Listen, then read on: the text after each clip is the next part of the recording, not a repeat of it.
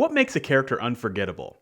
As writers, the characters that we create are unforgettable for us, but how do we make those characters unforgettable for readers? In this video, I'm going to share with you 11 tips that will make your character absolutely, positively unforgettable.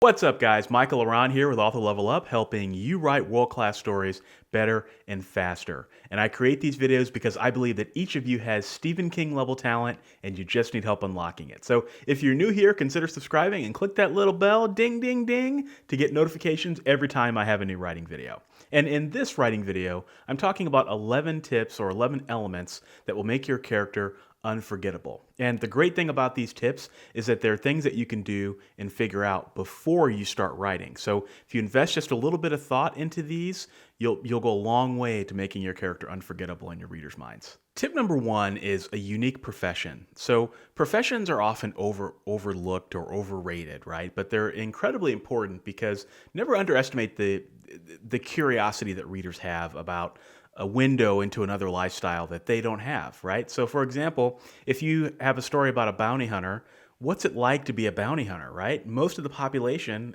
is not bounty hunters. So what's it like to hunt down a criminal? What's it like to have a gun pointed at your face? What are the things that people don't know about bounty hunting that they should know, right? All these things are really interesting, and it creates this curiosity factor, and you can have the character give insights into their world. Now, another benefit about a unique profession is that it's easy for readers to articulate to their friends. Element number two is experience at what they do. So you really can go two routes here. I mean, you can have your hero be super experienced and the best at what they do, right? Or you can have your character be inexperienced and have no clue. So with the first route, having them be the best at what they do, this is probably the most common. And again, as with the profession, it gives them or gives the reader insights into the character's world, and it allows the character to shine on the page, especially in the beginning of the book when the reader is seeing them just crushing it. Now, the hard part about this, though, is that when you do this, you have to figure out a way to keep it engaging. Because if the hero is, this super professional bounty hunter or super professional photographer, and they're using all this lingo and talking about how they do all these things because they're experts at it, sometimes that can get a little boring or tedious for the reader. So you just have to figure out a way to distill that down so that it's not boring and that it remains fascinating. But if you do the inexperienced route, so say you have your hero not know a thing at all about the profession that they're about to enter or the journey that they're about to enter, and you're bringing the readers along for the ride, which is a value in and of itself, and definitely not something to take for granted.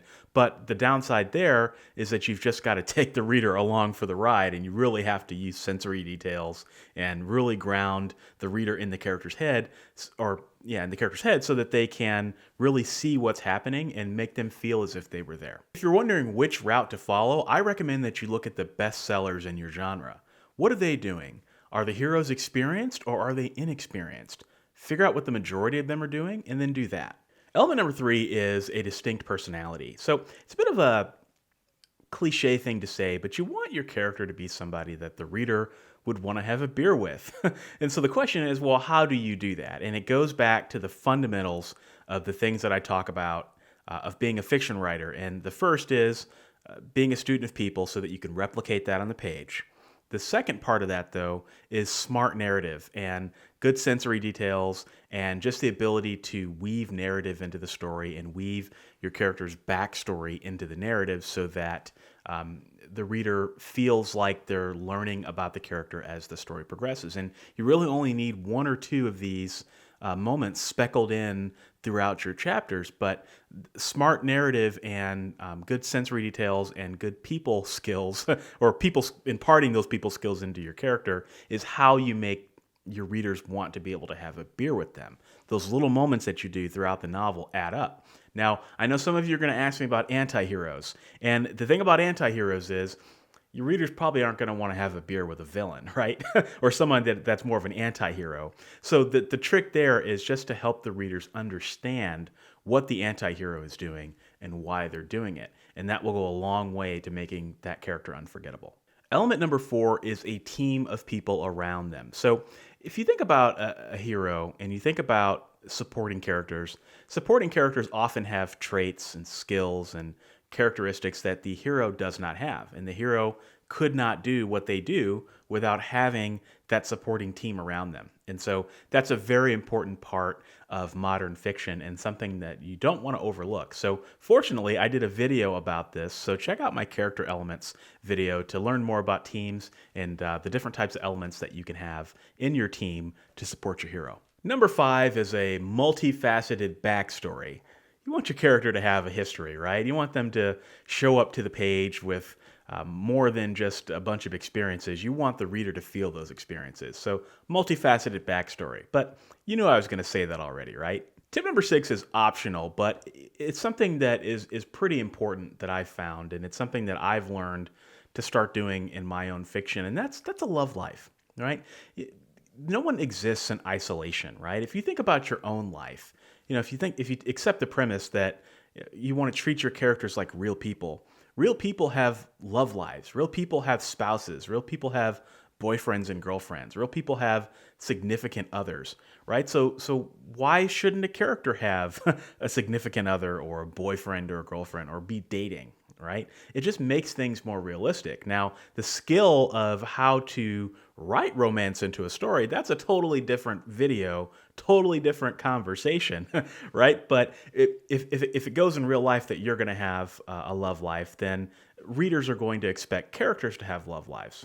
Tip number 7 is also optional, but it also follows the last tip, and that's a family life, right? So you have a family, probably have a brother and a sister, and you have a mother and a father, you have an aunt and an uncle, cousins, now you don't want the whole family in a novel for your character, although some ideas might require that, right? But having a character have a family member that's along for the ride or that plays a prominent part in the story, it makes them more relatable, right? Because readers have families, they're interacting with their families every day. And so that gives a flair to the story and an element of realism that just doesn't exist if you weren't able to do that. Tip number 8 is a check on their powers or some sort of check and balance that stops them from becoming an overpowered hero, right? An OP.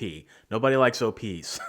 So you want to avoid that as much as you can, right? You don't want your character to just be able to destroy everything with their powers and not have any sort of consequences for it. I mean, the best way I've learned to think about this is to think about Newton's first law. I think it's his first law, which is for every action, there is an equal and opposite reaction. So for every time that your character displays a power or shows their ability, there's an equal check on that ability that makes it more difficult for the character down the road. If you think about it like that, then first off, it focuses you to make sure you don't have that overpowered character. But then second, it makes things more interesting, right? Because then it becomes this cat and mouse game of the character progressing a little bit and showing some strength and then falling back and then showing some more strength and then falling back. And it's like this stair-step effect that works throughout the novel that helps to make things more unforgettable. Number 9 is strong opinions about everything. So, you think about a character, they have to have opinions, right? They have worldviews. They're not just boring vanilla people, right? Because otherwise, then why would they be a character in your story? So giving them opinions about things is really important because that helps you see their worldview. It helps you see the color in which they look at the world. Now, just because you give them opinions on everything doesn't mean that they have to be right. You can base those opinions on emotion, or some of those opinions on emotion, depending on the personality. And that makes things interesting when they're wrong. Number 10 is a moral code. So what is it that the hero stands for that they just will not break? That they just won't, that line in the sand that they just won't cross. Maybe the character, they won't kill innocent people, right? No matter what happens. Or maybe, they always believe in helping out, even when it's inconvenient for them to do so. Having that moral code is important because readers like that sort of thing, and it also makes the character more relatable. And it also creates this sense that, okay, no matter what happens, my boy here has a code, and he's not going to break that. And that can create some interesting tension. Which leads me to tip number 11, which is a fatal flaw. which goes hand in hand with the moral code if you think about it. And the great thing about this is that you can use the fatal flaw and the moral code hand in hand because the villain can use that to manipulate the hero. So if the hero always believes in helping characters in need, and the villain knows that, then the villain can take an innocent person, put them in danger, and then the hero, it's like a moth drawn to a flame, right? And the reader sees it. And it's like the reader sees this train wreck on the page coming. They know it's coming because they know that the hero's got that code, and they know that the hero has this fatal flaw, and, you know, that's some bad things are going to happen.